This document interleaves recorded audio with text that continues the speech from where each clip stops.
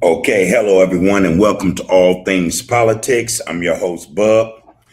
Before we get started, please like, share, comment, and subscribe to this channel, as well as hit that notification button in order to receive the latest in political and geopolitical events around the world. Your, your participation and support will help this channel. Now, let's get to it. There's a lot going on, mainly circling around Donald Trump, the president of the United States. Minnesota, for instance. Well, to be more accurate, the immigration issue that he has implemented through DHS slash Homeland Security or Border Patrol, ICE. As we all can see, this thing is a fiasco. It's turning out to be everything other than what he said it would be. Innocent people are now dying as a result of this tyrannical, you could say, behavior by the Trump administration, by Trump and his administration, his cohorts. That said, there's a bigger picture. I think that is a distraction. I say that because there's something bigger at play going on here. When you look at Venezuela, what occurred with Venezuela and Morado and his wife, the warmongering or the rhetoric he shot towards Cuba and other South America or Latin countries, there's something else at play here. And I think we're missing the focus of that because of what's going on in these United States. Again, Minnesota, especially Texas, Los Angeles, New York, and all these other states where he has set ICE into motion. Again, I think that's a distraction. As far as Trump goes, in terms of what I really think is going on, I think there's a bigger play at hand here. And it has to do with the Pacific Rim, South American states, that whole area, because what a lot of us don't realize is that these South American nations have resources. But not only do they have resources that other so-called superpowers or world powers are tapping into. China, for instance, Russia also, as well as Iran. So again, I think there's something else at play, and they helped me along. They helped me get this point out. I have a clip, courtesy of Healthy Aging, all right? And this clip, for the most part, it will delve a little deeper into what is going on or give you a broader picture of what is happening. All right, so I'm going to play this clip, and you guys just bear with me as I get this thing here up and running. Okay, there we go.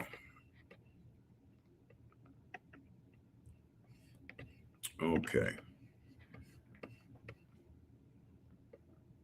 Don't believe the hype on Venezuela, Maduro and his new sports suit. At 2:01 a.m. on January 3rd, 2026, American helicopters touched down at a military compound in Caracas. Within 30 minutes, President Nicolas Maduro, a man who had survived countless sanctions, protests, and diplomatic isolation, was in handcuffs, being flown to an American aircraft carrier. But here's what most analysts missed. This wasn't about Maduro. This wasn't even about drugs, despite the official narco-terrorism charges. This was about China. I've spent years analyzing geopolitical conflicts, and I can tell you, what we witnessed in Venezuela is not an isolated incident. It's the opening shot of something much larger. Welcome to the Don Rowe Doctrine. And if you think this is just Trump being Trump, playing tough for his base, I'm going to show you why this might be the most consequential American foreign policy shift since the Cold War. Okay, I think that's a good segue for me to make a comment. It is bigger than what a lot of us suspect from the Trump administration. It's a lot greater than that. It is, or it does involve, I think, not just resources, but a new mindset in terms of world domination, new world order. Trump is trying to secure what is labeled as his backyard, his front yard, or the side of the house. In all these states, Mexico included, in South America, present a challenge or a national security threat to the United States based upon their relationship or involvement with China, Russia, and to some degree, Iran. It evolves around resources, those types of resources that propel the world, have things, we need certain resources to make certain things go. Lithium, uranium, things of that nature, oil, all these things play a role or play a part in this new world order that Trump seems to be putting into place for, again, what they call national security interests. Let's get back to this clip. While America was busy bleeding treasure and credibility in Iraq, Afghanistan, and now Ukraine, something profound happened in its own backyard. China didn't invade Latin America. It did something far more effective. It bought it. The numbers tell the story. In 2000, China's trade with Latin America was negligible, about $12 billion. By 2024, it hit $518 billion. That's a 40-fold increase in 24 years. Today, China is the top trading partner for Brazil, Chile, Peru, Uruguay, and Argentina. Let me put that another way. That right there strikes me as not a stranglehold per se, but a grip on South America. And rightfully so or not, the Trump administration sees that as a threat.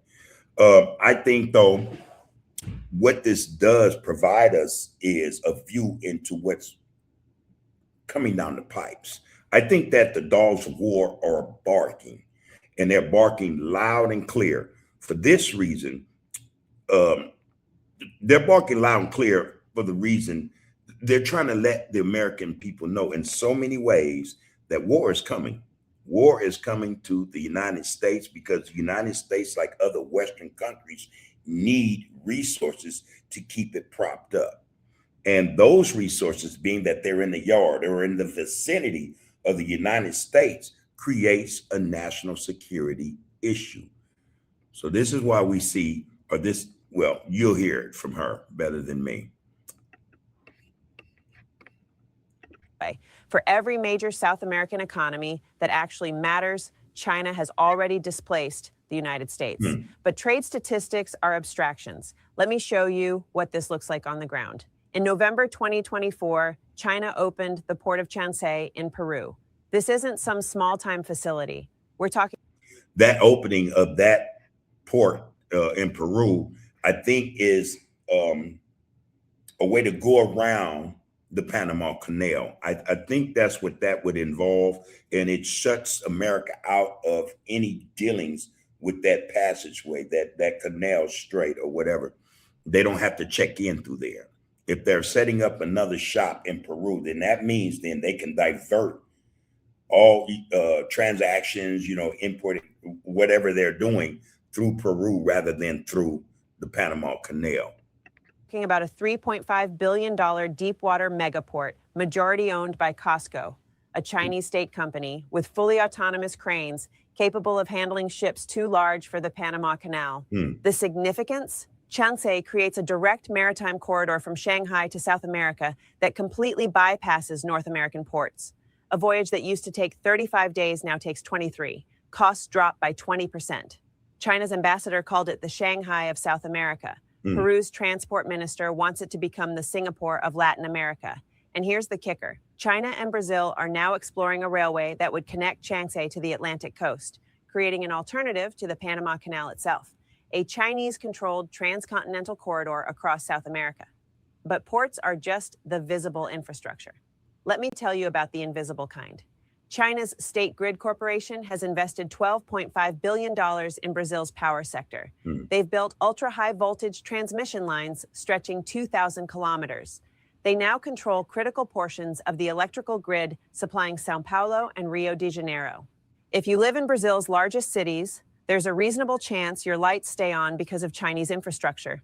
In 2025, State Grid won a $3.6 billion contract to build another 1,500-kilometer power line connecting Brazil's renewable energy-rich northeast to consumption centers in the south. They're planning to invest $40 billion more by 2030.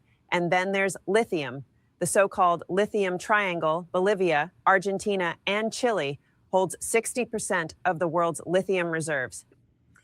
So right there, that should give us some insight. There's no way in the world that Donald Trump, his administration, Elon Musk, or anybody in terms of big business corporations that need lithium to run these cars and everything else that the lithium powers, to go to China. There's no way. There's no way that America's, well, the United States government is going to allow that to occur. Now, being that it's already up and running, they have these contracts, they have these agreements. I'm pretty sure that in this piece that we're listening to, that America has a trick or a card up its sleeve that it will play soon enough. All right, soon enough. This is the battery metal, the one that makes electric vehicles possible, the one Elon Musk's entire empire depends on. Bolivia alone has double the lithium resources of Chile. And until very recently, Bolivia's state lithium company had billion-dollar deals with China's CATL, the world's largest battery manufacturer, and with Russia's Uranium One. Here's the cold truth. Without South American lithium, there is no American green transition. There is no domestic EV industry. Tesla, Ford, GM, they all need these resources. And China has been locking them up. Now, countries can pretend this is just business, just comparative advantage, just free markets doing their thing. But that's not how Washington sees it. To the American national security establishment, what China has done is build a resource extraction empire in America's strategic backyard, while America wasn't paying attention. I mean, yeah, that's not hard to comprehend. And so as a result, when we use our minds to think about how this government actually works, the political games it plays, its sense of entitlement, the homogeny in the area, they're not going to let that lie. They're not going to let that fly. So America is at work. They're at the drawing board trying to figure out a way before they declare war to snatch them resources out of China's grip or grasp, or have these countries who align themselves with China in terms of commerce, economic contracts, and trade. They're trying to figure out a way to take that from them, or pressure these South American countries to do the unthinkable. And that would be to rescind or to renege contracts with other countries, in this sense, China, maybe even Russia and Iran, renege on them contracts. What would that cause? What kind of disagreement or hostilities would that cause? America knows exactly what it is doing. Don't think for a minute that the government don't. That would be a mistake. They know exactly what's going on. The Monroe Doctrine, that 200-year-old policy stating that the Western Hemisphere belongs to American influence, has been gutted. The Monroe Doctrine. And that doctrine claimed that anything in this hemisphere belongs, ain't no base, there's no such word as basically, or they're just saying they mean this, belongs to the United States government. All right. And they will attach that to the people of the United States as citizens. And we all know we don't see, if any, profit or benefit from the politics they play, especially when it comes to capitalism. It never trickles down to the American people. But no, for sure, that this is something that that the U.S. government will not allow in any shape, form, or fashion. Yeah, they may have been caught sleeping, but the fact of the matter is they're wide awake now. They realize what has taken place while someone was asleep at the wheel. I don't know if it was Biden, if it was Obama, or if it was Bush. But Trump and this administration, they mean to take back whatever they think was stolen or taken from them. So I think this is what this clip is speaking to.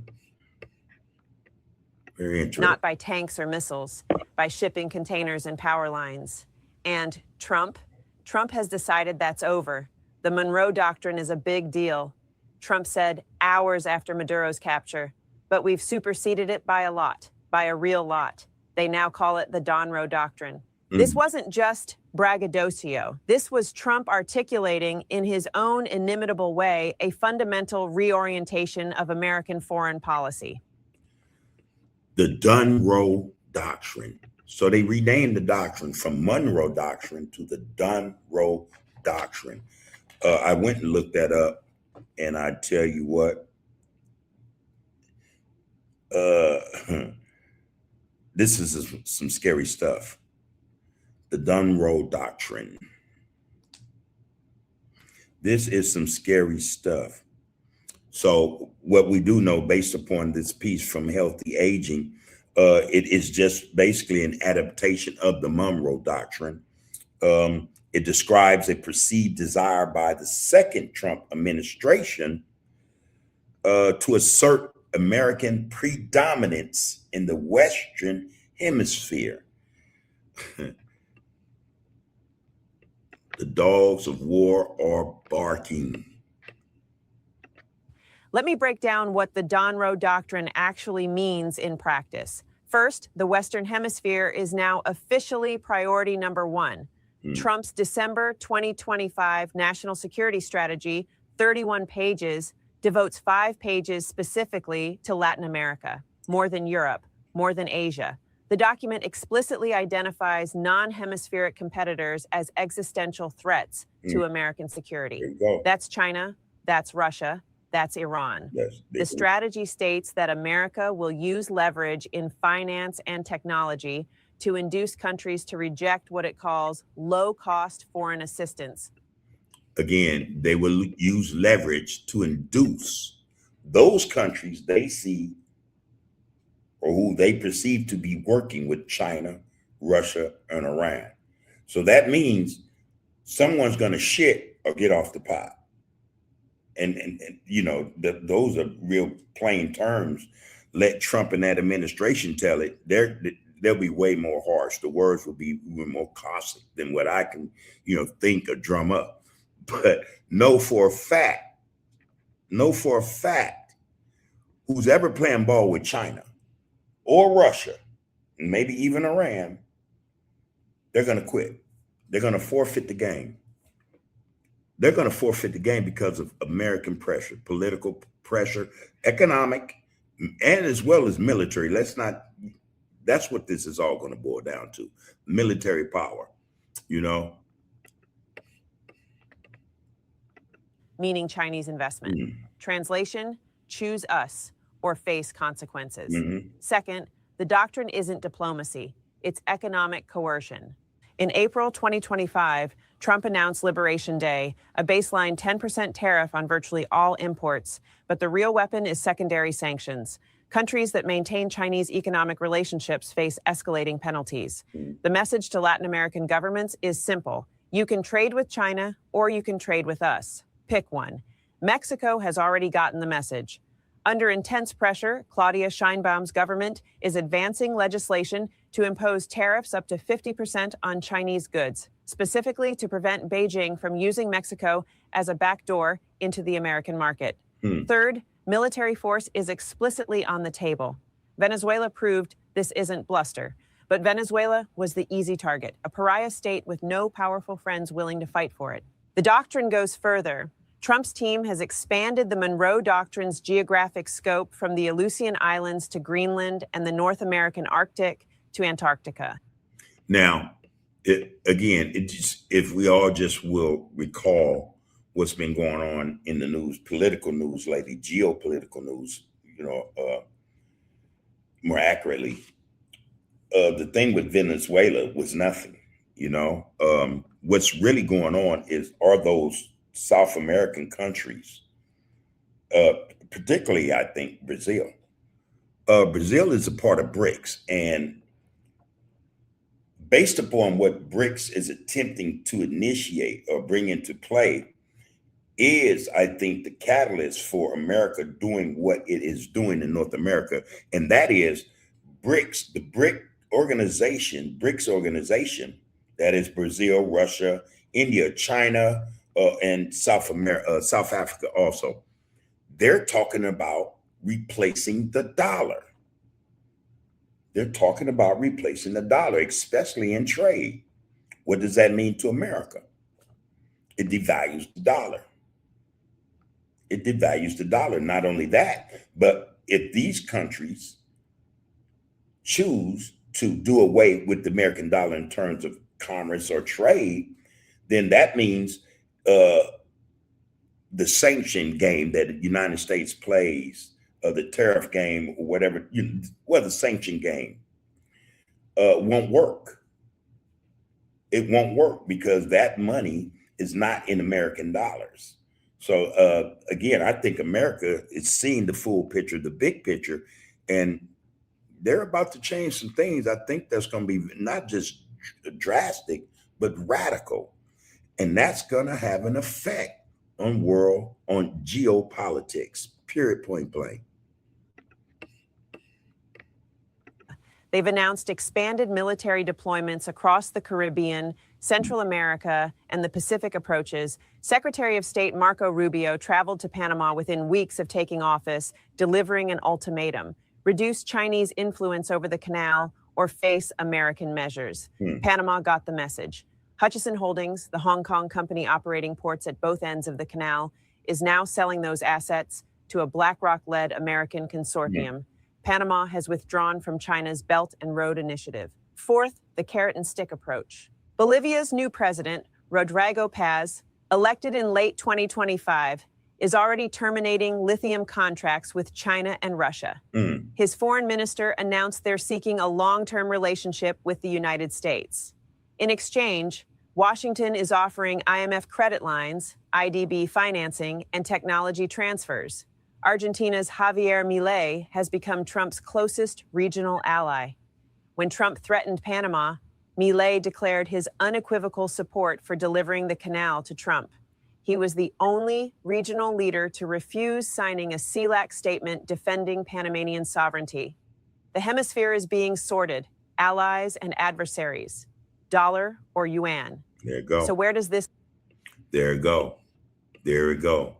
To change the currency, and especially in this region or this hemisphere, in the Western Hemisphere, the yuan in this hemisphere won't be tolerated.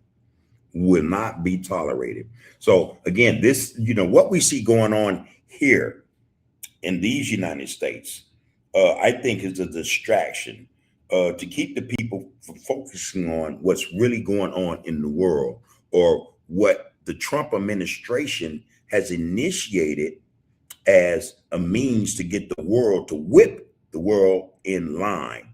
And politics is just one way. Military also could be considered a political tool, but don't think for a minute, like she said, that the military play using the military is off the table. It's on the table.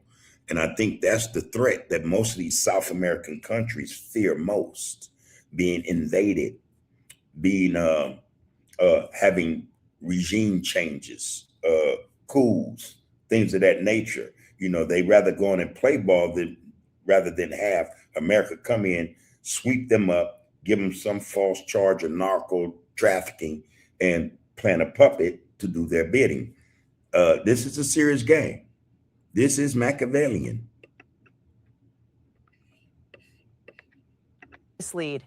Let me walk you through the pressure points that could explode. Mexico is the front line. Mexico isn't just America's largest trading partner. It's the linchpin of Chinese supply chain circumvention. Chinese companies have been building phantom factories in Mexico, importing components and re-exporting them to the United States under USMCA tariff exemptions. The USMCA itself is up for renegotiation in 2026. Trump is demanding not just trade concessions, but security cooperation that amounts to American operational control over Mexican territory. The justification: cartels, fentanyl, migration. But look closer. The real issue is that Mexico is the last major barrier preventing American companies from completely decoupling from Chinese manufacturing.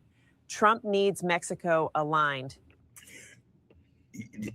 I don't know. I'm kind of stumped here because after everything Mexico has gone through at the hands of the United States, all the disrespect, everything, it's a surprise. It's a wonder as to why they would toe the queue.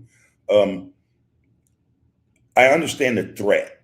The United States government, Trump, particularly his administration, threatened Mexico with incursion into their sovereign land to capture or to go to war with the cartel. I imagine that would be enough to make anyone pause and think as to, okay, man, would it end there? Then couple that with the fact that they went into Venezuela and they used narco trafficking as a means to uproot the elected president of a sovereign nation on narco trafficking charges. Also in that line of fire, that also in the crosshairs of America is, I think, Colombia. They're on that list.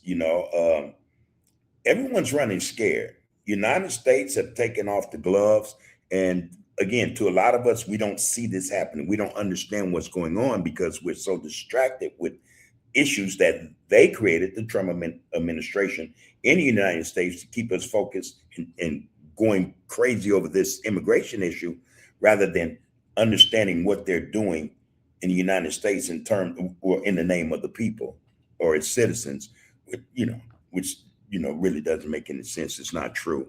Again, this government does not give one flying flick about its citizens. And if Mexico doesn't comply fully, remember Trump's threat to designate cartels as terrorist organizations? There you go. That wouldn't just be symbolic.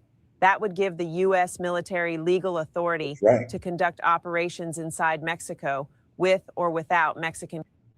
What is wrong with these? What is wrong with these nations, these countries?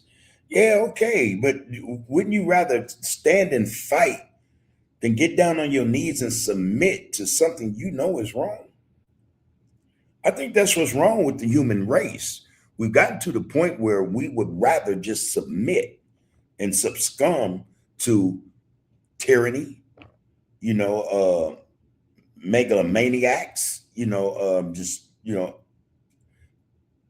power hungry people, or warmongering type people. We rather, hey, all right, well, it's better to just give in than to, fight for our dignity, fight, for integrity and things of that nature. Again, look in American society and it's the same.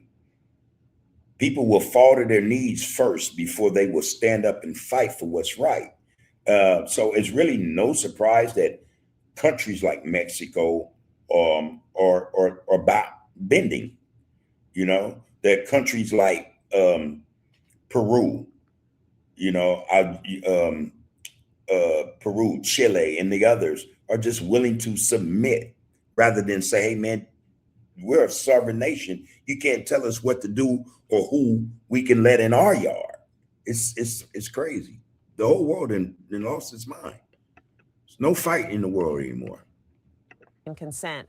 Brazil presents a different challenge. This isn't a weak state that can be bullied. Brazil is the world's 9th largest economy. It has the Amazon, it has oil, it has agricultural exports that both America and China need. And Lula has made clear he won't choose sides.